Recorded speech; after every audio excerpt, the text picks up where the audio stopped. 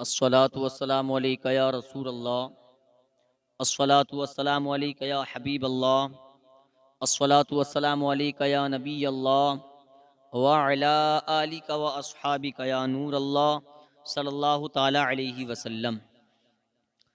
یہ ماہ رمضان کا مہینہ مقدس مہینہ چل رہا ہے،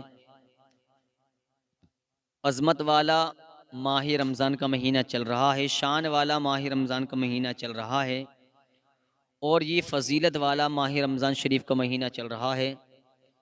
اس میں اگر ہم اور آپ قرآن شریف کا اگر ایک حرف پڑھتے ہیں تو اللہ تبارک و تعالی ہم کو ایک حرف پڑھنے کے بدلے میں 70 نیکیاں عطا فرماتا ہے۔ یہ اس ماہ رمضان کی فضیلت ہے۔ فرمایا گیا، علماء فرماتے ہیں، اگر روزے کی حالت میں کسی کے سر میں درد ہوا، بخار کی حرارت ہوئی، تو علماء فرماتے ہیں اس کے ایمان مضبوط ہونے کی یہ دلیل ہے۔ لیکن روزہ ہونا چاہیے، اس کا ایمان مضبوط ہے۔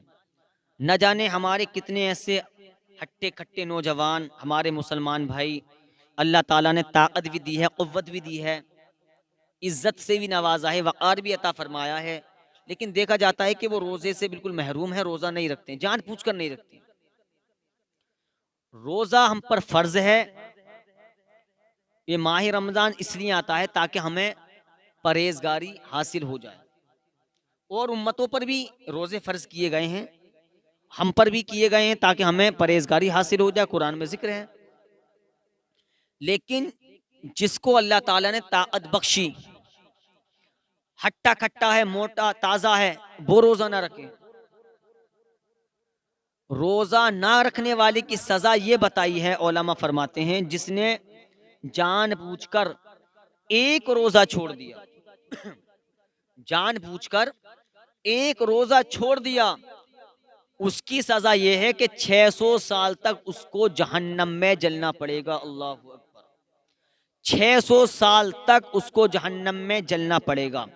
اور جہنم کی سب سے چھوٹی معمولی سزا، آقا علیہ الصلوۃ والسلام ہمارے اور تمہارے نبی نے فرمایا، جہنم کی سب سے معمولی سزا یہ ہے کہ اس کو، آقا نے فرمایا سب سے معمولی سزا جہنم کی یہ ہے کہ اس کو آگ کے جوتے پہنائے جائیں گے۔ سب سے معمولی سزا یہ ہے، اور اس نے جان پوچھ کر اگر روزہ چھوڑ دیا تو اس کا انجام کیا ہوگا؟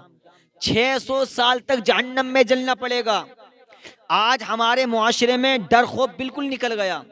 اللہ تعالیٰ نے ماہ رمضان کا مہینہ اس لیے دیا تھا تاکہ تمہیں پرہیزگاری حاصل ہو جائے۔ آج ہمارا نوجوان اٹا کھٹا ہے، جوان ہے، موٹا تازہ ہے، لیکن آج روزہ رکھنے تیار نہیں ہے۔ میدان محشر میں پچھتانا پڑے گا۔ یاد رکھو، یہ روزہ وہ روزہ ہے جو اور امتوں پر، یہ روزہ وہ ہے جو اور امتوں پر بھی فرض کیا گیا تھا۔ یہ روزے وہ روزے ہیں جو اور امت پر بھی فرض کیے گئے تھے۔ ہمیں اللہ تعالیٰ نے یہ آقا علیہ الصلوۃ والسلام کے صدقے میں ماہ رمضان کا مہینہ دیا ہے، تو ہمیں اسے فالو کرنا چاہیے، ہمیں پورے ماہ رمضان کے روزے رکھنے چاہیے۔ اب یاد رکھیں، جو جان پوچھ کر ایک روزہ چھوڑے گا 600 سال تک جہنم میں جلے گا۔